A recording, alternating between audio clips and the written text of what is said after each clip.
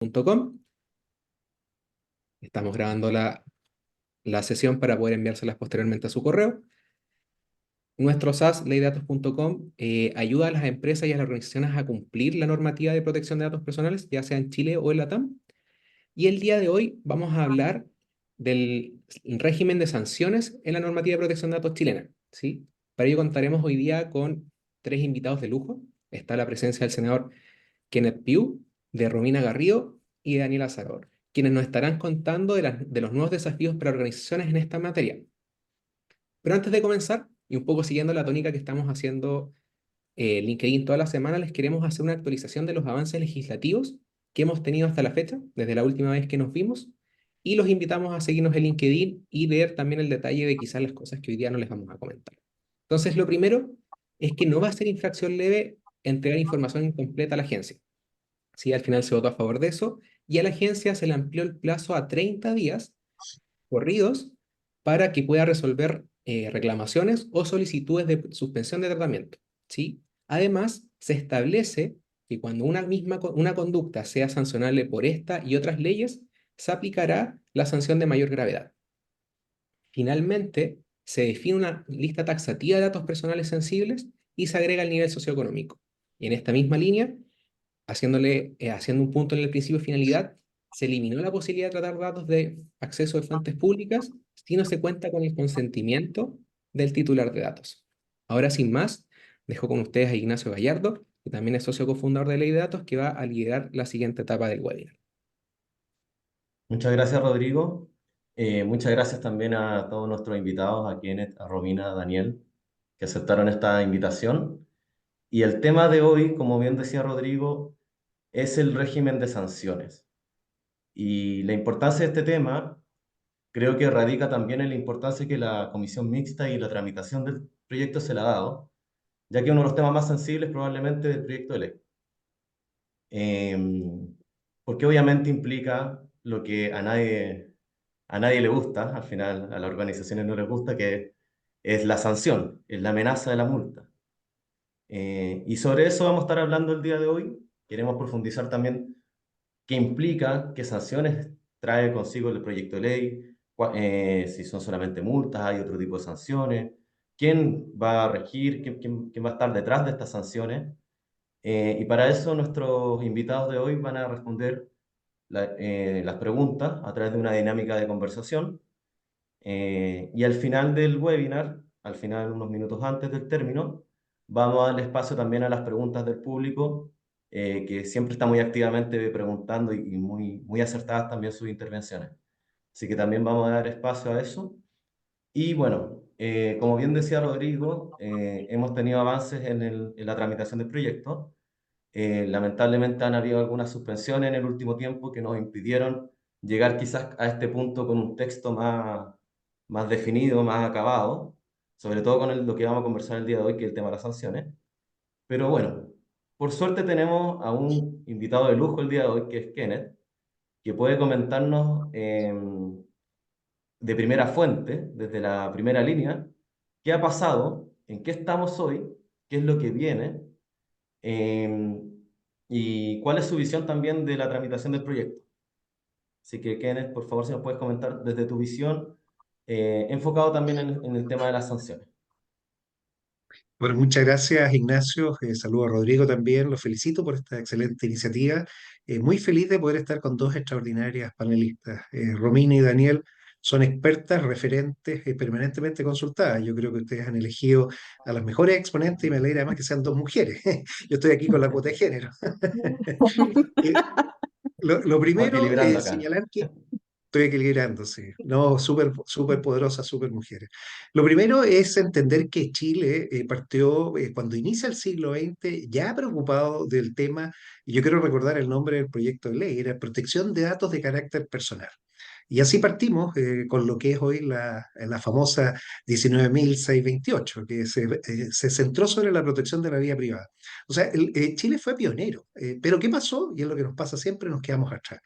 Entonces, ahí viene la primera de las cosas que tenemos que aprender de lecciones aprendidas, que en estos temas tenemos que estar permanentemente revisando nuestra legislación. Si bien el 2017, porque hubieron varias iniciativas, intentos de sacar el proyecto de ley, 2017 ya se instala uno, recién el 25 de mayo del 2018, y quiero poner esa fecha para que entendamos desde qué momento se está creando conciencia, porque lo que tenemos que entender es que esta es una nueva conciencia, es una nueva cultura. ¿Y por qué hablo de ese 25 de mayo del 2018? Porque fue el día que eligió la Unión Europea para desplegar en Bruselas y en todo el mundo. Eligieron tres capitales, la Claro. Bruselas, capital de la Unión Europea, en la India y Santiago de Chile. Fuimos los tres para presentar el Reglamento Europeo de Protección de Datos Personales. Entonces aquí viene el primer salto, o sea, si bien teníamos algo, era nada. ¿Y por qué? Porque en el mundo se empezó a valorar algo que es tremendamente importante, los datos que mueven las economías y los datos personales que son prácticamente los que le dan el negocio a muchos. Hoy las grandes empresas son de datos, dejaron de ser las petroleras, dejaron de ser otras empresas que quedaron, yo diría, eh, dependientes de esta gran convergencia digital. Y esto es un fenómeno que no tiene más de 30 años, que es el tiempo que lleva Internet. O sea, no es algo tampoco que podamos haber previsto antes. ¿Qué se produce entonces? Y aquí viene lo primero, es entender qué es un reglamento europeo. Europa tiene básicamente dos formas, reglamentos o directivas. Los reglamentos se aplican completos. Y es un acuerdo que se alcanza en la Unión Europea, que se le entrega a este grupo legislativo, representativo, para que ellos decidan qué van a hacer hoy los 27 países. Antes eran más con el Reino Unido, salieron después el Brexit, pero hoy son 27. Y eso se aplica directamente.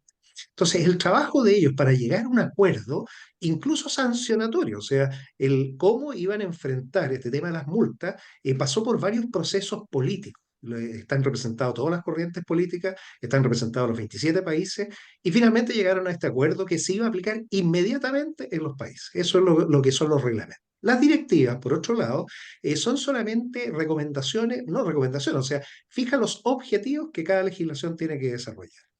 Si tomamos dos paralelos en el área nuestra de datos, vamos a tener protección de datos, GDPR, y en el otro lado, en ciberseguridad, la NIS 2, que es una directiva, no es un reglamento. Chile ya sacó y nos avanzamos, ahí lo hicimos bien, una legislación que sigue esos objetivos, sigue la directiva y que también tiene que conversar con datos. Datos, entonces, lo que hicimos nosotros fue, basándonos en la normativa europea, generar indicaciones. Más de 300 indicaciones se hicieron en el proyecto original, en donde uno de los temas era, bueno, ¿cómo lo vamos a hacer si aquí no había cultura? Tomemos un solo ejemplo. España, 30 años de Agencia de Protección de Datos, o sea, 30 años de un conocimiento, de una cultura, para entender la importancia. O sea, uno no logra instalar algo si es que no desinstala prácticas que no eran adecuadas. O sea, se instalan prácticas buenas y mejores, pero para eso hay que sacar otras prácticas que habían antes. Lo difícil no es instalar, lo difícil es retirar las prácticas que habían antes. Y ese es un cambio cultural. ¿Qué ocurre entonces?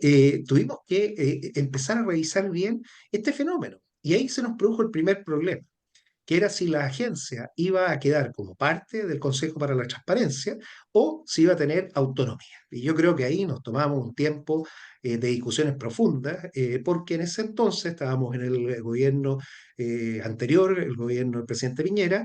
Él veía muy eficaz tener los dos órganos, el que permitía obviamente un derecho, el derecho al acceso a la información pública, pero nosotros le decíamos, oiga, pero si el derecho a la protección de datos personales es más importante, y cuando entren en conflicto los dos, ¿cómo lo vamos a resolver?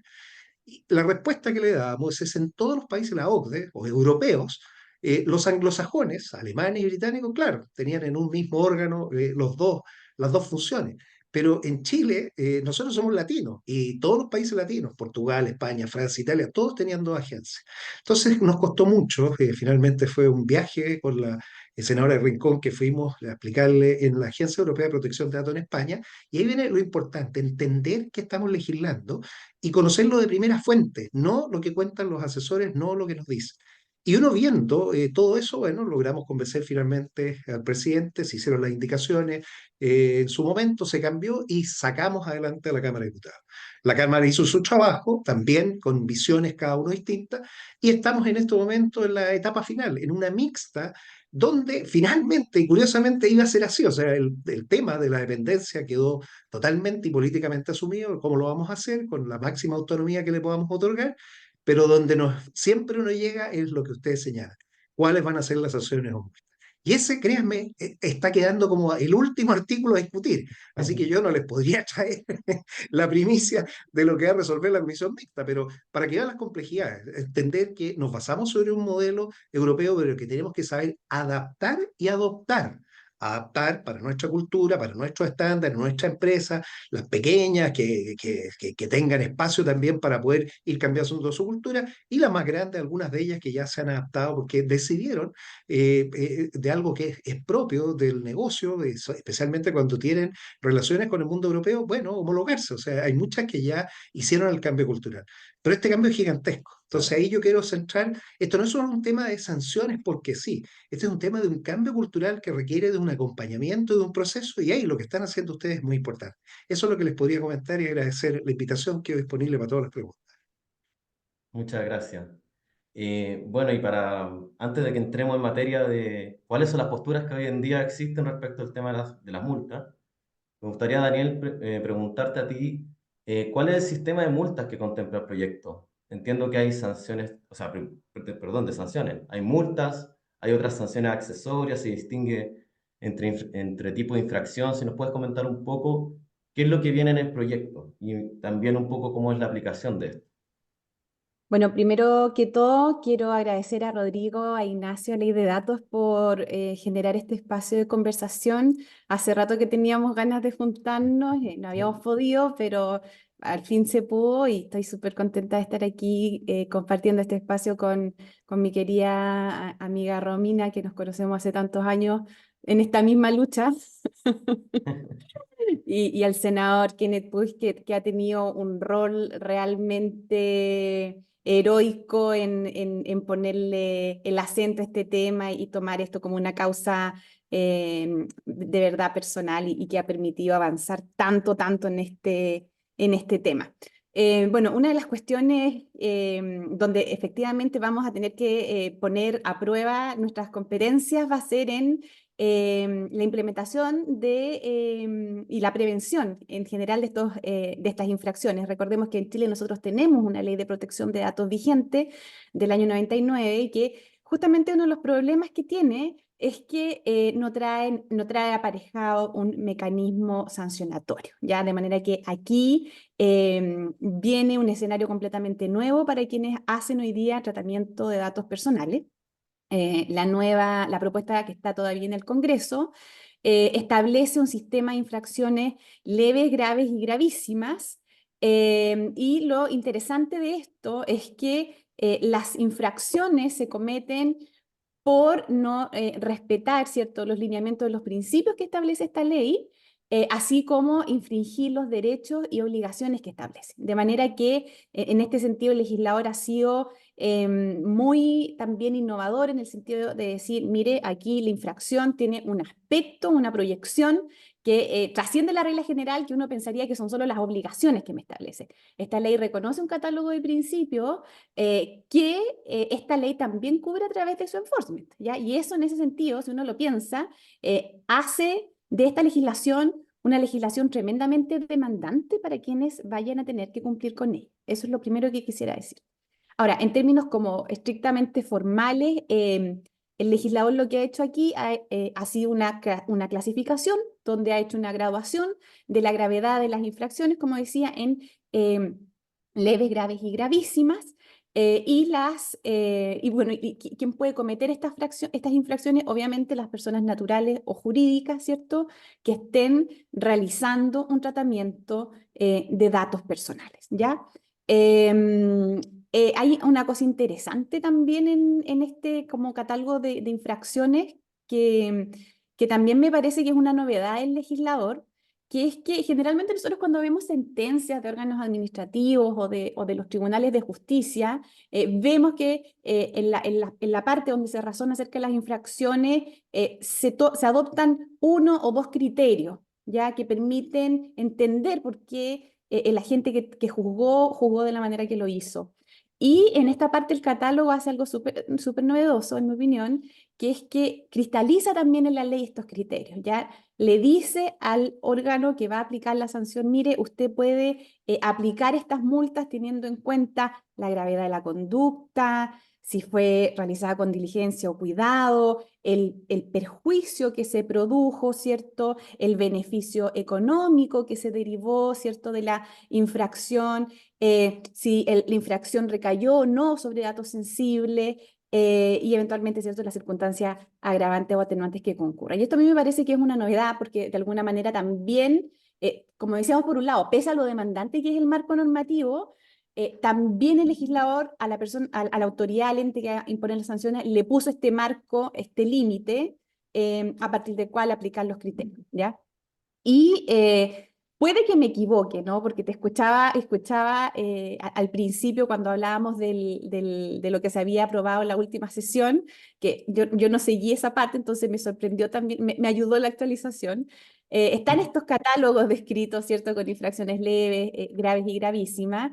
Y bueno, dentro de las leves, uno lo que ve en este catálogo, ¿cierto? Es cuando se incumplen obligaciones como el deber de informar, cuando se carece de la individualización, ¿cierto?, del responsable, que a mí me parece que es una infracción que no debería ser tan leve, porque es justamente ahí, ¿cierto?, hay una clave, que es que individualizar al responsable es lo que hace posible poder ejercer todos los derechos que consagra la ley, ¿no?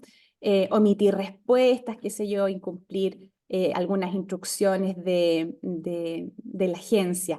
Y hay también aquí, en esta parte, en el catálogo de infracciones leves, otra novedad eh, que dice relación con una causal residual, que es algo así como cometer cualquier otra infracción a los derechos y obligaciones que no esté calificada como una infracción grave o gravísima. Es decir, el legislador también se puso en el caso que pudiera materializarse una situación de alguna gravedad que generara algún tipo de agravio al titular del dato y que no siendo de las infracciones más graves, igual merecía un reproche administrativo. Entonces, esto también eh, me parece que es una innovación del legislador. Tengo toda la idea que la van a pelear harto quizás en alguna otra sede, pero me parece que tiene sentido considerando, que, como decía el senador Puig, que se trata de materias de avance sumamente vertiginoso y donde es absolutamente plausible que se generen escenarios que el legislador no haya previsto. Claro. No quiero Porque al acaparar el final del tiempo. día también es dinámico. Claro, exactamente. Muchas gracias, Daniel. Y bueno, avanzando también respecto a las multas, Romina, tú que también has estado también atenta a lo que es la discusión misma y asesorando, ¿cuáles son las grandes posturas que existen hoy y qué es lo que se va a discutir el día de mañana, próximamente ya en la comisión? ¿Cuáles son las grandes posturas? ¿Se Sí, habla hola de una Ignacio. multa única? ¿Se habla en Sí, porcentaje? Cuéntanos un sí, poco respecto a eso. sí. Hola Ignacio, Rodrigo, primero saludarlos y saludar aquí a mis queridos copanelistas, al senador también por su encomiable labor impulsando estos temas y también a mi querida amiga Daniel Saror. Eh, Efectivamente, en la Cámara de Diputados, cuando se generan las propuestas de los asesores, uno de los temas en los que no se llega a un acuerdo y llegan todas las posturas sobre la mesa, en la Comisión de Constitución existían estas dos visiones respecto de porcentajes, que es el modelo europeo de protección de datos. El GDPR considera porcentajes de facturación anual de las empresas para las infracciones graves y las gravísimas, del 2 y el 4% de la facturación anual respectivamente. Y la otra postura, bueno, donde se considera un tope de infracción. En lo que sí hubo acuerdo es en subir lo que venía del Senado, porque en el Senado venían multas con topes más bajos que lo que se aprobó en la Cámara de Diputados, y finalmente se llegó a una solución de consenso que yo creo que va a tener que destrabarse ahora en las próximas sesiones de la comisión, de ponerles un porcentaje con un tope. Es decir, el 4% de la facturación anual, con un tope de 20.000 UTM en el caso de las graves, el 2% de la facturación anual, con un tope de 10.000 UTM respecto de de las graves, y en el primer caso de las gravísimas, aplicable este régimen a empresas. Pero no distingue si son grandes empresas, pequeñas empresas, sino que dice empresas. Y como esta ley aplica para personas naturales, jurídicas, sin fines de lucro y lucrativas como las empresas, no hay una diferenciación en lo aprobado respecto del tamaño de la empresa. Entonces, eso yo creo que va a ser uno de los puntos claves a discutir en la comisión mixta y a decidirse por un modelo, ¿verdad? Porque esto de que sea un porcentaje con un tope, de todas maneras, fue una solución más o menos salomónica para poder destrabar esto, sabiendo que habían sido tantos los cambios del segundo trámite constitucional, como mencionaba el senador, más de 300 indicaciones, esto iba a pasar por comisión mixta sí o sí, entonces ahí va a ser un momento para poder discutir. Oye, yo quiero secundar acá, aprovechando el tope de las leyes, de todas maneras quedó demasiado bajo, para la magnitud de las infracciones que tienen que ver con los deberes de información, tal como señalaba Daniel, así que yo creo que ese también va a ser un aspecto a revisar, de elegir primero si nos vamos a quedar con porcentajes o con topes, y revisar esos topes de acuerdo a la gravedad de la infracción, porque como bien se señaló, si uno revisa el catálogo de leves, graves, gravísimas, en las leves uno puede como identificar que están las faltas a los deberes de información en diversos sentidos: falta de información al usuario, falta de respuesta a un requerimiento, falta de la transparencia proactiva, lo que ustedes señalaban al inicio que se eliminó, que tenía que ver con una infracción leve en el proceso de certificación del modelo de prevención de infracciones, es decir, deberes de información que son súper relevantes para poder hacer realidad el derecho finalmente, porque si el responsable no publica información respecto de quién es el responsable, que es una sanción leve, de todas maneras los topes hoy en día fijados son un poco bajos. ¿Considera tú que hoy la actual ley tiene un tope de sanción de 50 UTM y acá solamente estamos duplicando un poco? Así que creo que también esa va a ser alguna de las cosas que se van a discutir durante la próxima sesión de la mixtas, y porque también hay que darle claridad al regulado. Voy a estar sometido a un régimen de porcentaje, a un régimen de topes, y topes que vienen con multas importantes. Tampoco es que si quedamos con un régimen de topes queda una mala ley, no. O sea, 20.000 UTM es harto, es harta plata. Son 1.300 millones de pesos por una infracción gravísima, y con distintas maneras también de poder perseguir ese cumplimiento, que me imagino que vamos a conversar también de las reincidencias, la suspensión y las otras medidas sancionatorias que el proyecto tiene. Claro. Y ese sistema de topes, o sea, bajo esta idea de que existe un tope, no es lo mismo 20.000 UF para una UTM. pyme, perdón, UTM, Mm. que para una gran empresa. Entonces, y aquí quiero preguntarle al senador, ¿cómo se asegura, o qué es la discusión que ve usted de asegurar un poco el contexto de la empresa o la organización que estamos hablando? Bueno, el tema de diferenciar por organizaciones, uno podría usar el catálogo que existe hoy, el que tiene el Servicio de Impuestos Internos, la micropyme, la MIPYME, digamos, las 2.700 UF, es poco práctico. ¿Y por qué no decir poco práctico? Porque puede que maneje una cantidad de datos gigantesca, y eso no lo sabemos. O sea, aquí la exposición al riesgo está dado por la cantidad de datos y la sensibilidad de los datos. Hay un tema no menor que es la calidad de la autoridad que tiene que tomar la decisión. Y en justicia, y aquí viene algo que han señalado muy bien Daniel y Romina, este es un tema evolutivo, hay que ir generando conciencia. Si partimos analizando de abajo hacia arriba, todas aquellas infracciones consideradas como leves, hoy efectivamente con un criterio de, oye, si es muy, pensando que la leve es de una pequeña empresa, no, es de una gran empresa también, o sea, no es que lo leve sea asociado a empresas pequeñas. Lo leve es el tipo de infracción que se está cometiendo y por eso efectivamente ya se ha comenzado a discutir el tema de subir el techo que tiene. ¿Y para qué? Para poder darle a la autoridad un abanico de posibilidades y así poder hacer justicia, dar a cada uno lo que merece, una separación.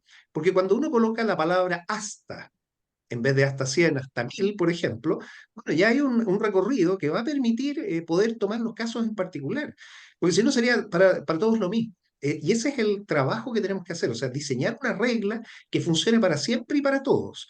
Sería lo óptimo, pero si no logramos ponernos de acuerdo, vamos a tener que buscar tipos o categorías de empresa, pero nuevamente el tema es la exposición de la cantidad de datos, la forma de la sensibilidad de ello, y eso es lo que tenemos que tener siempre presente, o sea, qué es lo que, el bien jurídico a proteger y de qué forma se va a generar el marco sancionatorio para que esto se complemente bien. Ese es un punto. El segundo punto dice relación con los temas de las reincidencias, no menor, o sea, cada reincidencia va teniendo costos mayores. Entonces también es un tema cultural, o sea, mire, el primero ya le va a llegar, al segundo, bueno, va a ser mucho más duro. Y el tercer punto que tiene que aparecer es sanciones que puedan darse por otros órganos. ¿Qué pasa si la infracción está también relacionada con una infracción en ciberseguridad? ¿Cuál multa? ¿La más alta, la más baja? ¿Cuál me van a aplicar? Bueno, ahí la idea es llegar al portal único, digamos, de tal forma de reportar y un solo reporte sirva para todo. Y la Mm. sanción, lo más probable es que se llegue al criterio de que sea la más alta de las dos. El prorreo no es, probablemente no exista en este caso. O sea, esos son criterios que tenemos que adoptar para tener reglas claras. Yo creo que todos los que quieren son reglas claras y darle el espacio, obviamente, a la autoridad, a la nueva autoridad, para que vaya generando un proceso de inducción. O sea, mire, vamos de a poco. Recordemos cuando se partió usando el cinturón de seguridad, antes la gente se moría y no había nada que hacer. Después costó mucho cambiar la cultura. Hoy la gente se sube y se pone el cinturón inmediatamente. Pero partimos con parte de cortesía, de a poco, y bueno, partió funcionando el sistema. Ese acompañamiento viene también con multa. O sea, primero es de cortesía, después le llega una, después le va a llegar una más grande, y finalmente, bueno, esto se va a repercutir en una situación incluso un poco más grande. Todo el secreto está finalmente en la Agencia de Protección de Datos, en el director o directora que se escoja, en las personas que se elijan para que este proceso funcione bien. Y esa ha sido la experiencia latina de la Agencia de Protección de Datos que fuimos a conocer para entender el proceso del cambio cultural, cuánto tiempo demoró, porque esto, claro, entrará en vigencia y estaremos todos sometidos a la ley, pero el cambio cultural no se produce un día para otro. O sea, ahí es donde tenemos que tener reglas muy claras y una autoridad que entienda su rol para que ese rol lo pueda ejercer de la mejor forma posible. Eso es lo que podría comentarles para este punto. Quisiera agregar algo a lo que señaló Romina y el senador Puy en este sentido. En Chile, entre paréntesis, desde el año 2010 tenemos vigente una ley que regula, que entrega cierto un marco regulatorio para las empresas de menor tamaño. Y que fija normas especiales para las empresas de menor tamaño. Se conocía como en la prensa como algo así como Estatuto PYME. Y lo bueno de esa ley, ¿no? Es que establece de alguna manera la obligación, digamos, para lo venidero, de que cuando se establezcan estos regímenes de sanciones se distinga entre el sujeto regulado, es decir, si es una pequeña, mediana o gran empresa. El problema es que esas clasificaciones hoy día están absolutamente obsoletas porque, como bien decía el senador, tienen en vista las ventas de una empresa o tienen en vista el número de trabajadores, pero en los países donde estas clasificaciones funcionan bien, la verdad es que estos polinomios son mucho más complejos, ¿ya? Hoy día, por ejemplo, en Chile, Coloqui, que es una empresa de ropa infantil, califica de gran empresa por número de trabajadores y por venta, pero en Chile también es gran empresa Codelco, y Coloqui y Codelco no tienen nada que ver. Y Codelco es gran empresa al igual que Google, y Codelco y Google no tienen nada que ver, ¿ya? Entonces, Coloqui probablemente hace tratamiento de datos de sus clientes y de sus pocos trabajadores. Codelco hace mucho tratamiento de datos de del montón de trabajadores que tiene y probablemente de los contratistas de sus trabajadores. Bien. Y por otro lado tenemos estas mega organizaciones que hacen tratamiento de datos del mundo entero, ¿ya? Entonces, cuando se habla y las sanciones quedan muy, muy grandes, claro, seguramente van a ser colosales para Coloqui, pero no colosales para Google. Y en ese sentido, como decía el senador, el desafío es que se entregue un sistema con reglas lo suficientemente claras, pero amplias, para que sean las autoridades de la administración, en este caso la agencia, las que sean capaces de diseñar un sistema donde si se va a aplicar una sanción por una infracción grave, la infracción sea tan justa, por ejemplo, para Coloqui como para Codelco o Google, ¿ya? Y pueda navegar en ese segmento de lo que la infracción grave dice que se tiene que aplicar. Yo solamente me gustaría agregar que para eso las infracciones no tienen piso.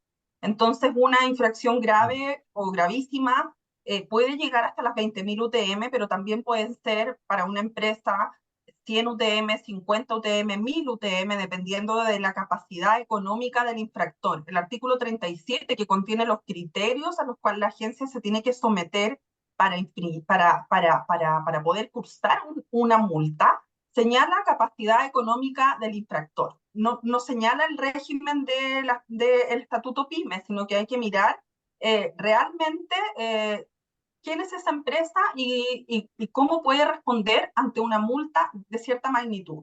Distinto es para la fijación de los estándares, donde sí hay referencias específicas a este estatuto de pequeñas y medianas empresas, y hay también estas referencias en la ley marco de ciberseguridad. Y creo que eso puede dar también cierta flexibilidad para la aplicación de las multas, considerando, por cierto, que sean proporcionales a aquellos que se les aplica. Para un restaurante, por ejemplo, una multa gravísima de 200 UTM puede ser algo súper doloroso, y que afecte su supervivencia finalmente. Entonces, vamos a tener que contar como con mucho criterio, y como señalaba el senador al principio, yo creo que también va a haber mucha amonestación, que también es una de las sanciones que se contempla, que de poder amonestar, de mandar este parte cortesía, pero ya la segunda vez ya no hay un parte cortesía, sino que ya podría haber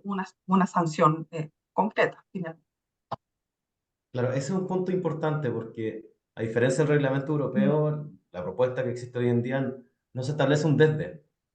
Entonces, quizás ahí uno podría un poco jugar dependiendo de qué tipo de datos fueron los que fueron tratados, si fueron sensibles o no, y el tamaño de la empresa. Que al final, nosotros lo preguntamos porque es algo que nos consultan mucho. O sea, oye, yo soy una empresa de tal tamaño, ¿me aplica igual que a Google, por ejemplo? Y ahí, bueno, la respuesta es un poco sí. Bueno, Bueno, esa, si me permites, mira, sí. solo para terminar la idea, el secreto entonces para la legislación con reglas claras y flexibles fue evitar que donde terminaba una multa partiera la otra. Entonces, el poner todas con el mismo piso permitía poder dar y abrir este abanico de posibilidades. Al principio era difícil de entender los palabras, decir, no, pero si tiene que, si esto es grave, grave, no, pero sí, es lo mismo, o sea, yo tengo que entender que, claro, es gravísimo para este, pero es muy chiquito, o sea, tú lo destruyes. Entonces, eso es parte de las reglas claras. Y ese acuerdo del no tener piso, el partir todas iguales, hace que se pueda administrar de mejor forma. ¿Esto para qué? Para que se entiendan por qué está cada una de ellas. O sea, para la historia fidedigna de la ley, ese es el acuerdo y se tiene que entender así, como un mecanismo para permitir que estén los grandes y los chicos, pero que a cada uno lo míes con la vara que corresponde. Claro. Ujú. Y ese criterio lo fijaría la agencia al final del día. Sí, porque es básicamente el ente técnico responsable y el que tiene que hacerse cargo del cambio cultural. Si esto es no menor, o sea, el valorar los datos, el entender qué significa, no es cosa que ocurre un día para otro. O sea, el ejemplo del cinturón de seguridad, no partimos al día siguiente que estuvo publicada la ley todo con el cinturón de seguridad puesto. Y al respecto ahí, Daniel, si nos puedes comentar qué sanciones accesorias, aparte de la multa, contempla la normativa. Puede que haber sanciones que quizás sean más peligrosas que la multa. Bueno, una de la sanción perdón, accesoria que aparece en la regulación que se está discutiendo en el Congreso tiene que ver con, en el caso que existan, ¿cierto? Infracciones gravísimas, reiteradas, en un periodo de 24 meses, se puede disponer la suspensión de las operaciones hasta por 30 días. Eventualmente, si la entidad realiza un tratamiento demasiado delicado, esta sanción accesoria puede evaluarse, pero en el caso que ella se aplique, implica la suspensión, o sea, y si ese es el giro principal, por ejemplo, de una organización, eh, es una cuestión terrible, digamos, sobre todo si consideramos que hoy día las empresas han virado todas a la transformación. Todas las empresas hoy día, de alguna manera, son de base tecnológica. Pensemos hace unos años atrás, la TAM era una empresa de transporte de personas y cargamento, pero hoy día es una empresa de tecnología también, ¿ya? Entonces, ¿qué pasaría si una empresa como la TAM le aplicaron una sanción accesoria como la suspensión de las operaciones? O sea, sería colosal el daño que se produciría no solo a la compañía, sino a todas las personas y empresas que dependen, ¿cierto?, de este eslabón en la cadena de movimiento y de logística. Bueno, esta es como la hipótesis más grave, ¿cierto? Porque también el legislador ha considerado que esta suspensión de las operaciones puede ser parcial, ¿ya?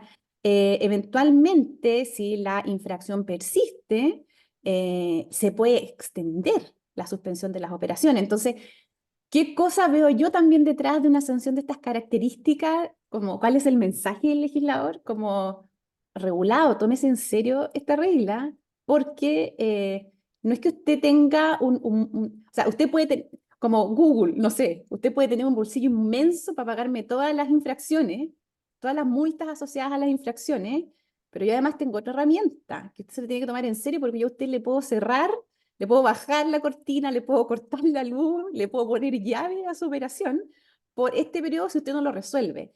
Y eso a mí me parece que en términos como de intensidad sancionatoria también es algo que está entregando un mensaje sumamente claro acerca de la importancia del bien jurídico, que es la protección de la información de las personas, ¿ya? Así que también es una sanción que yo miraría con mucho, mucho respeto. Em, y bueno, estamos hablando un poco de las sanciones y todas las obligaciones que tiene la empresa y parece todo esto como un poco, llega a dar un poco de susto quizás a las organizaciones, pero ahí la pregunta, y Romina, te la dirijo directamente a ti porque yo sé que tú sabes mucho de este tema, es ¿qué puede hacer la empresa? ¿O qué tiene que estar haciendo hoy la empresa o cualquier organización para poder cumplir con la normativa? Bueno, tiene que estar ocupándose de la protección de datos, no, y dejar de preocuparse de la protección de datos, sino que empezar con los procesos de cumplimiento desde ya. Tal como mencionaba el senador al inicio de este webinar, el estándar de la legislación es conocido. Uno puede tener acceso al reglamento europeo y más o menos ver en qué tenor va. El proyecto de ley también es conocido. Entonces, como ir viendo cuáles son las medidas de cumplimiento que el legislador ha considerado como atenuantes de responsabilidad, como el modelo de prevención de infracciones, que puede empezar a ser analizado y conocido desde ya y que va a ser un atenuante de responsabilidad.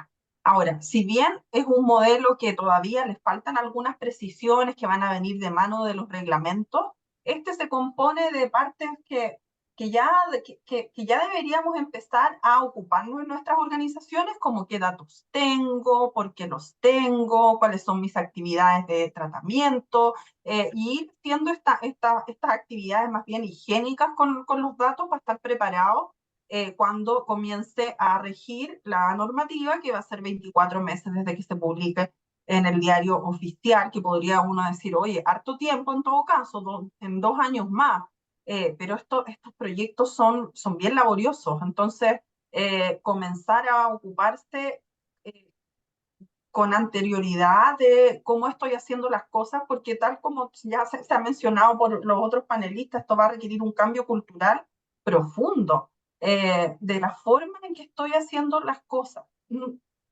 para nada se trata de un borrón y cuenta nueva de lo que estamos haciendo, de que voy a tener que eliminar todos mis datos y partir desde cero, pero sí va a significar mirar mis procesos, mirar en la jerga jurídica, como decimos, la base de licitud, que no es otra cosa que preguntarse por qué tengo estos datos, qué me habilita a tenerlos y empezar a escarbar y a tratar de responder, porque el marco sancionatorio viene,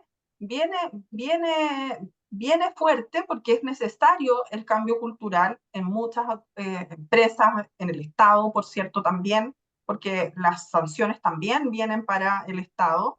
Eh, y se van a requerir acciones que mientras más tiempo tengamos para poder planificarnos, mucho mejor.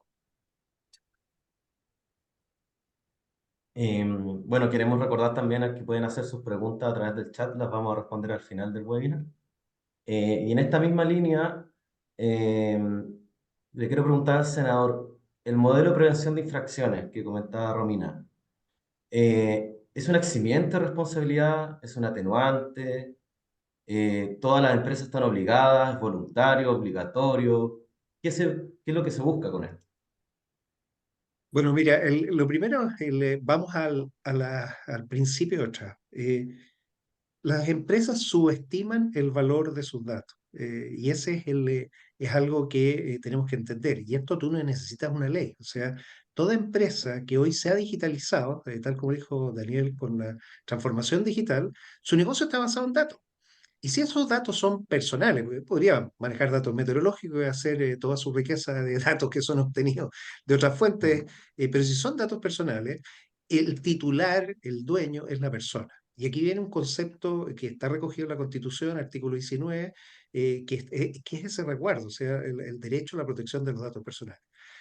Este primer concepto lleva entonces a ese titular, al dueño, a exigir el cumplimiento de un consentimiento y para un fin específico. Y aquí entramos a que las empresas, con esto simple, tan sencillo, con esta nueva relación entre quienes tienen la propiedad, llamémosle propiedad privada, la propiedad privada de sus datos, que los entregan. Si ese proceso se entiende y se hace, las empresas no necesitarían ninguna regulación. O sea, ¿para qué estamos poniendo algo que es obvio? Que es simple y sencillo. Mi negocio se basa en datos, estos son los activos que tengo que proteger, esto depende de una tercera persona, yo lo estoy custodiando para ellos, tengo que hacer lo que corresponde. Pero como no está en la cultura, tenemos que generar los mecanismos para que esto sea considerado como la forma en que la empresa avanzó. Ese criterio solo, el hecho de reconocerlo, es esencial, porque ahí parte el cambio cultural y parte el cambio de los procesos. ¿Por qué? Porque del momento que tú reconoces el valor de los datos, esto se parte discutiendo ya no a nivel de la persona que está encargada de la gestión de ellos, ya sea administración y finanzas o donde estén. Este parte siendo un tema de gobierno corporativo. O sea, algo que era tan simple y sencillo que se convirtió en el centro del negocio. El ejemplo en Chile es muy bueno. Claro, porque, tenemos que tomar decisiones corporativas al respecto. Y esas decisiones corporativas son las que cambian no solo la cultura, cambian los procesos y cambia toda la forma de ser. Pero nadie quiere ser multado. O sea, este es un tema básico. O sea, si queremos entender que nuestra economía, nuestra sociedad, todo mueve en un mundo digital, este nuevo relacionamiento tiene que ser natural, tiene que partir. Y ojalá las nuevas empresas, y esto es un tema que estamos viendo incluso para cuando se hacen la empresa en un día, o sea, tú puedes hacer todo en un día, incorpores como parte que ya usted va a tratar datos, estupendo, ya de que listo. Y usted parte del día uno, creó su empresa y la creó con esto. O sea, esto tiene que ser desde la gestación misma de cuando ocurre algo. Obviamente que aquellas empresas que han hecho tienen que ser reconocidas con respecto a lo que no los han hecho. Esa es como la forma y el por qué tiene que existir algo que uno diría, pues sí es evidente, porque vamos a tener algo que es evidente. Bueno, pues no es tan evidente, porque todavía hemos heredado una costumbre que viene, tal como lo señaló Romina aquí, no es que haya un borrón y cuenta nueva y listo, y están todos. No, aquí hay que revisar, hay que ver, hay que entender qué situación tenemos y cada uno tendrá que desarrollar el mecanismo que encuentre más adecuado. La consultoría, y aquí yo sí quiero señalarlo, es esencial en estos aspectos. ¿Y por qué? Porque este es un tema que tiene poco todavía desarrollo. hay pocas personas expertas, pocas personas que pueden ayudar. Lo que hacen ustedes difundiendo, estupendo, pero se necesita muchísimo y para muchas empresas. O sea, si tomamos el catálogo completo, esto es gigantesco. Entonces, este es el primer paso, lo mínimo, este es el desde. Si el desde parte bien, vamos a poder seguir. Yo quiero dejarle la parte más técnica a nuestras dos abogadas expertas, porque sé que este tema es algo que a ellas les apasiona. Yo darles el contexto, pero básicamente eso es por qué necesitamos tenerlo, por qué es tan importante y por qué tiene que estar en la. Muchas gracias. Daniel, no sé si tú quieres agregar respecto al modelo de prevención de infracciones, cómo funciona. Bueno, esto también es otra de las novedades de esta ley, es la certificación de este modelo además funciona como una atenuante de responsabilidad. Sirve solamente el modelo que está certificado por parte de la agencia. Y es un modelo de certificación que tiene que cumplir varios requisitos, digamos, no es como que uno va y le firman un papel y queda así como listo, estoy certificado. No, es una cosa un poco más exigente. Y en lo que se fijan, digamos, es que exista un encargado, un delegado de protección de datos, dice la ley. Y tiene que implementar una serie de otras medidas que ahí están descritas. Se tiene que dictar un reglamento también que va a detallar más sobre este tema. Y en este punto, una de las cuestiones que a mí también me encanta de esta regulación es que hace una referencia regulatoria, digamos, del perfil profesional que tiene que tener el delegado de protección de datos, y tiene que ser una persona con conocimientos, con formación técnica, idónea, lo que descarta la idea de tener a un funcionario como con esta designación, pero de bonito, digamos, de gomero. O sea, no es eso. Esta es una persona que tiene que saber y su experiencia tiene que ser comprobable, también tiene que estar certificada de alguna manera, ¿ya? La segunda cosa que me gusta también de este artículo es que este delegado de protección de datos tiene que tener autonomía en sus funciones para poder tomar decisiones y implementar algunas medidas. Pero además, quizás lo más importante de todo, es que tiene que también tener un presupuesto. Y esto es algo sumamente importante porque cuando se discuten los directorios, ¿cierto? Y se toman las decisiones de designar a estas autoridades intermedias en la organización, pocas veces se considera que muchas veces el ejercicio de esta función también supone la implementación de ciertas medidas que requieren presupuesto. Entonces, al momento también de evaluar la debida diligencia, por ejemplo, de un directorio, ver la manera como se configuró este nombramiento, las atribuciones que tuvo y el presupuesto que tuvo para ejecutar, va a ser una cuestión que también va a ser relevante para evaluar si el modelo de prevención de infracciones está efectivamente operativo o no, ¿ya? Entonces, en ese sentido, es una innovación con mucha más densidad, con mucha más profundidad de la que de repente un directivo pudiera imaginarse, ¿ya? No es llegar y poner en el contrato de trabajo un anexo que diga delegado de protección de datos y punto, ¿ya? Como eso. Yo creo, Romina, no sé chicos, si quieres agregar. no, yo quería agregar que la figura del DPO da para un webinar completo Sí. de ley de datos, porque vienen muchas particularidades respecto del conflicto de interés, por ejemplo, respecto de la especialidad, de las capacidades técnicas, del presupuesto, de la independencia y la misma regulación para el sector público como para el sector privado. Entonces, la otra vez tuve que preparar un webinar o sea, una charla para funcionarios públicos respecto del rol del DPO, y es súper interesante las tensiones que se pueden producir respecto de este rol en el sector público, que tiene sus particularidades. Hay hartas preguntas en el chat respecto a las sanciones al sector público, y Sí. como para volver al tema del webinar, efectivamente hay sanciones para el Estado que van al jefe de servicio, que puede ir desde el 20 al 50% desde su remuneración.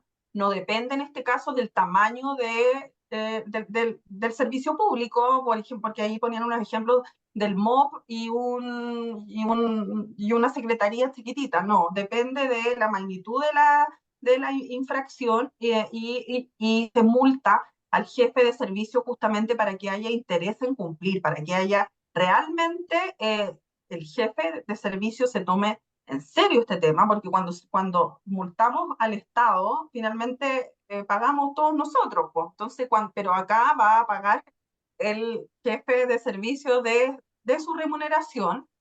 Y también ahí hay un incentivo parecido al cumplimiento, si es que no fuera suficiente esta merma en su remuneración de la suspensión del cargo hasta por 5 días. Entonces, eso también es grave para una autoridad, para un subsecretario, para un director que va a tener que estar preocupado de la implementación de la protección de datos en el sector público, y también sanciones administrativas para los funcionarios infractores, porque también habían ahí otras preguntas respecto de quién paga esta multa. La multa la paga el responsable. El que toma las decisiones respecto de los fines y los medios y en corto es el representante legal de una empresa. Y sabemos que muchas veces las sanciones las cometen las personas y el representante legal estaba sentado en su escritorio no teniendo idea de lo que estaba pasando. Pero esta falta, los deberes de control, lo que se multa, también pueden ser con subcontratistas descuidados, donde yo tenía un contrato con un encargado y en el encargado sucede la brecha de los datos. Entonces, la forma en que se tiene que regular esta relación es súper importante porque me va a impactar a mí como responsable para poder responder de una multa. Entonces, revisar los contratos, parte de las cosas que estábamos conversando, cuando uno empieza a hacer el doble clic en las organizaciones, a mirar los tratamientos, se da cuenta que hay 60, 80 subcontratados en organizaciones que tampoco son Google, son organizaciones promedio en nuestro país. Entonces, mirar cómo ese subcontratado está tratando esos datos, porque finalmente la multa la va a tener que pagar el responsable y después empezar a tratar de alguna forma, agarrar de alguna forma, recuperar eh,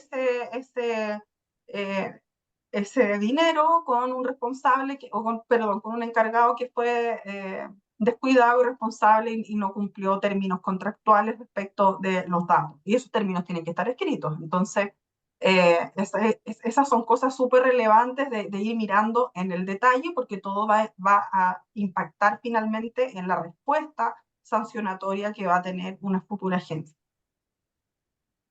Sí, muy importante lo que señala Romina, porque hay mucha preocupación respecto a los organismos públicos. ¿Quién paga esa multa al final del día? Y una gran novedad, esta incorporación que trae el proyecto de ley. Bueno, en esta parte vamos a pasar vamos a dejar a Rodrigo, quien va a presentar un parte de nuestra solución que tenemos como ley de datos, que precisamente lo que busca es una herramienta de apoyo para las organizaciones en la gestión de la protección de datos personales. Así que dejo a Rodrigo con ustedes, quien va a presentar. Perfecto, Ignacio, muchas gracias. Les voy a compartir pantalla y aprovechando la temática del webinar, les queríamos presentar nuestra nueva funcionalidad de Dashboard, que es un resumen de lo que está en nuestra plataforma, ¿sí? O sea, nosotros como delegados de protección de datos o el responsable dentro de la empresa, tendremos que hacer un resumen de todas las actividades de tratamiento que están en la empresa, un levantamiento. Y la pregunta que va a seguir después de hacer este levantamiento, bueno, ¿dónde tengo una probabilidad de multa donde podría ser que esté cometiendo una infracción? Entonces, en este dashboard pueden ver un resumen de todos sus tratamientos y nosotros, analizando estos tratamientos, les vamos a decir, bueno, tienen tantas multas leves, tantas posibles infracciones gravísimas o graves, y cuánto es la multa esperada sumando todos los valores que tienen estas multas que nosotros detectamos. También las separamos para que la puedan ver de manera visual en los ítems que tiene el registro de actividades de tratamiento, que nosotros detectamos que tienen multa, y finalmente les dejamos una lista donde ustedes pueden revisar, bueno, por ejemplo, en emisión de receta médica dentro de mi empresa o en control de acceso con huella dactilar, hice este levantamiento y tengo una multa, una alerta, porque no llené algún campo o algo que llené está mal. Entonces, de esa manera, tienen una segunda revisión de lo que están llenando y así pueden detectar de manera temprana las multas que podrían recibir al momento de ser fiscalizados. Dicho eso, les vamos a dejar en el chat mi correo si quieren agendar una reunión para ver la demo completa del software o conversar respecto a los webinars. Ahí ahora yo dejo de nuevo a Ignacio para que podamos cerrar con las preguntas que hicieron en el chat durante el webinar.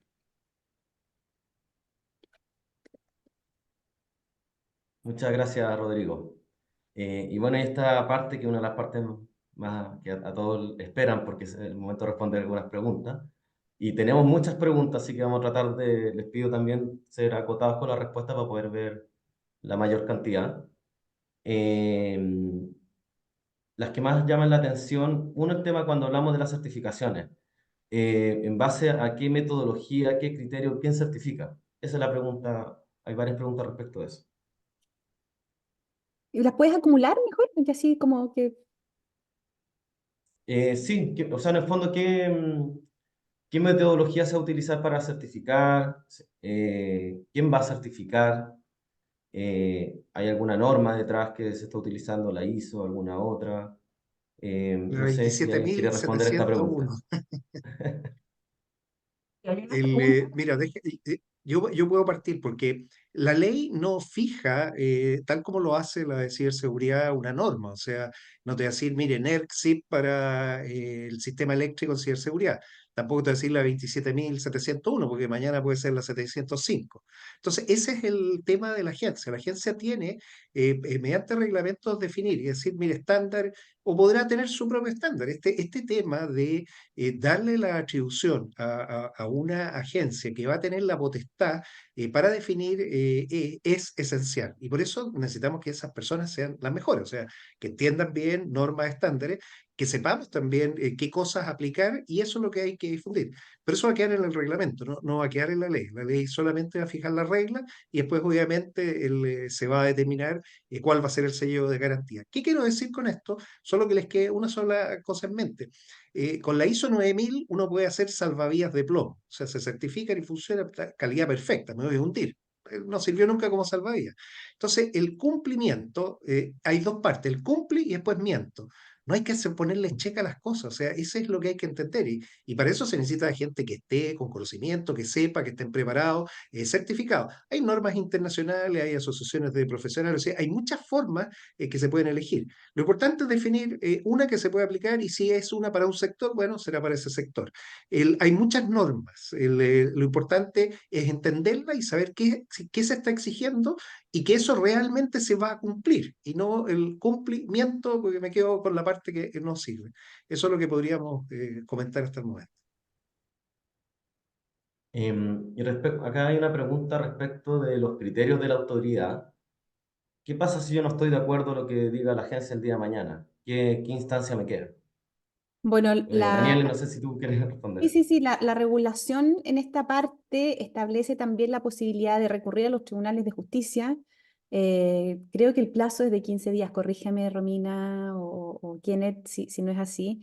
Una vez que fue notificada la resolución de la audiencia, en ese sentido quedan totalmente disponibles todos los mecanismos judiciales para reclamar de una resolución de la autoridad. Yo termino pensando que buena parte de las multas van a terminar en sede judicial. Como se trata de un organismo altamente especializado, yo apostaría por la deferencia judicial del criterio del organismo administrativo, eh, porque es una tendencia también hoy día, es una conversación que se está dando en muchos países del mundo, ¿no? La necesidad, a falta de tribunales especializados, están las agencias administrativas especializadas, ¿no? Que son las que conocen quizás mejor que nadie las complejidades de este tipo de situaciones, ¿no? Pero existe la posibilidad de reclamar ante los tribunales. Por ejemplo, hace un rato conversábamos sobre esta causal amplia, ¿no? Para aplicar una infracción leve en el caso que no estuviera descrita en ningún otro lugar. Es muy probable que eso termine reclamándose en sede judicial, sobre todo porque hoy día se reclama en derecho administrativo una especie como de viraje del derecho administrativo hacia el derecho penal, en el sentido que las situaciones tienen que estar expresamente descritas como lo están los tipos penales, ¿ya? Eso es una tensión hoy día en la academia, en derecho administrativo se está discutiendo mucho, eh, pero justamente la gracia del derecho administrativo también se supone que era esa, digamos, anteponerse ante ilícitos que no necesariamente estuvieran descritos, pero que fueran evidentemente sancionables porque había un daño, una infracción, un agravio hacia algún bien jurídico, ¿ya? Entonces, existe la posibilidad y yo creo que va a ser va a ser interesante ese proceso, digamos, hasta que se afinque bien una posición al respecto. Sobre ese punto que también hay preguntas al respecto, ¿hay alguna vinculación con tipos de delitos penales relacionados con protección de datos? No Bueno, hay... Dale, dale. existe el tipo penal clásico, que es la infracción de secretos, digamos. Ya, ¿Ya? Y en ese sentido, esta ley es bastante insistente en la necesidad, es una cuestión que a mí en lo personal me provoca alguna crítica a la redacción del legislador, porque la confidencialidad como principio no es una cosa estática que suponga la clausura del acceso a la información, al contrario, la confidencialidad es un principio dinámico que supone la protección, pero también el acceso a la información cuando existen bases de licitud. La ley está muy desbalanceada en esta parte hacia la idea del secreto como protección total. Y en ese sentido, yo tiendo a pensar que pudiera haber alguna vinculación mucho más estrecha de lo que uno quisiera con la comisión de algún delito, porque como te digo, existe el delito de violación de secreto hace un montón de años en el Código Penal. Ojalá que no pase, digamos, pero ahí está. Bueno, y hay otros, todo el de la propiedad intelectual de las bases de datos, no sé, Romina, no se me ocurren más, seguro que a ti se te vienen más a la cabeza. Se me ocurre Sí, yo el podría. de la, Sí, el de la ley de delitos informáticos, de sí, retención ese, de datos, sí, sí, que va a ser importante poder, 21459. así es, va a ser súper importante poder verificar la licitud de las bases de datos que se poseen, porque hay un delito vinculado a tener datos o bases de datos que provengan de fines ilícitos, que provengan de un hackeo, de un acceso ilícito, de una claro, interceptación. Y para eso la protección de datos, como esta norma de gestión de datos, te sirve como una herramienta para poder justamente validar todo el tratamiento de datos que estoy realizando. No es que esta ley tenga delitos incorporados, pero se empieza a relacionar con otras leyes que sí contemplan delitos y esta ley me sirve para poder salir airioso de posibles acusaciones o de poder comprobar la práctica que los datos que tengo vienen de una fuente lícita. claro, efectivamente el delito tiene un estándar mayor, pero no quiere decir que una infracción no pueda terminar en un delito. Tal Sí, cual. eso es un punto muy importante. Y para cerrar Si un me permite, poco, ¿sí? sí. Dime, Mira, no, dime. solo el entender que en política pública tomamos una decisión política, que es básicamente usar estándares europeos en varias áreas. El tema en Europa lo hacen a través de la ley, es decir, el convenio de Budapest, que permite perseguir cibercrimen transnacional. O sea, estas cosas ocurren, los datos están en todos lados. Y ese es el estándar que está en la 21459. O sea, efectivamente están definidos los tipos penales asociados y en las investigaciones que haga la agencia probablemente aparezca un delito. O sea, es un tema que va a ser propio de un proceso que va a partir en lo administrativo y podría terminar en sede penal, pero no por la ley, sino que es producto de la Claro. misma investigación. Y ahí, bueno, lo importante es que aparezca y eso salga a la luz. Mm. Romina, para terminar, nos han preguntado también respecto de la figura del delegado de protección de datos que comentaba. Eh, Hablamos un poco de su perfil, pero que este cargo es compatible con otros cargos, cómo juega un poco con el oficial de cumplimiento que también viene, o el encargado de prevención de delitos que también viene por otras leyes, puede ser la misma persona, o qué se recomienda en este caso. Sí, no hay como una definición en la ley de si puede ser una persona interna, externa, si puede ser como un subcontratado que me presta este servicio por hora. Hay ciertos criterios, evidentemente. Yo creo que la clave es el conflicto de interés. Para poder definir si es que el delegado de protección de datos puede asumir otro rol en la organización y cuál es ese rol. Con algunos roles podría ser muy compatible y con otros medios incompatibles, pensando, por ejemplo, si el DPO puede ser el Chief Data Officer o si puede ser el CISO. Muchas veces estos dos roles van a tener que rendirles cuenta al DPO que va a estar preocupado de que la organización cumpla la ley de protección de datos y el CISO va a estar preocupado de la seguridad de datos por un lado, el CDO de ocupar estratégicamente los datos y sacarle el mayor provecho, y podría ser medio incompatible que existiera esta figura de control en la misma persona. Entonces, Si bien son decisiones que cada empresa va a tener que tomar y analizar, hay ya ciertos lineamientos afuera donde uno puede ir viendo estas posibles incompatibilidades para tomar la mejor decisión.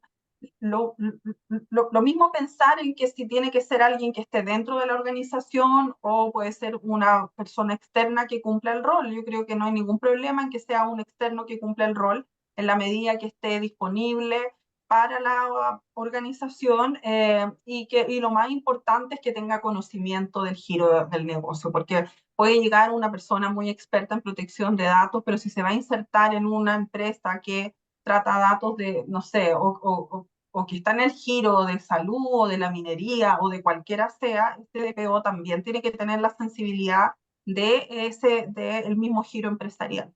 Esos son los consejos que yo podría dar. Ojalá alguien que venga desde adentro empapado de cómo funciona una empresa y que logre una formación en datos. Muchas gracias. Mm. Bueno, ya estamos en la hora, se nos pasó volando este webinar. Está muy interesante la conversación. No sé si de darles también la palabra a cada uno por si quiere alguna palabra al cierre, algún comentario final. Romina, por favor. No, muchas gracias por la invitación. Como siempre, se pasó súper rápido, muy interesante y qué bueno que muchos conectados, qué bueno que existe tanto interés por un tema que uno a veces piensa que es muy de nicho, pero que cada vez se está abriendo con los desafíos que va a implicar esto en el corto plazo. Así que gracias. Gracias. Daniele, por favor.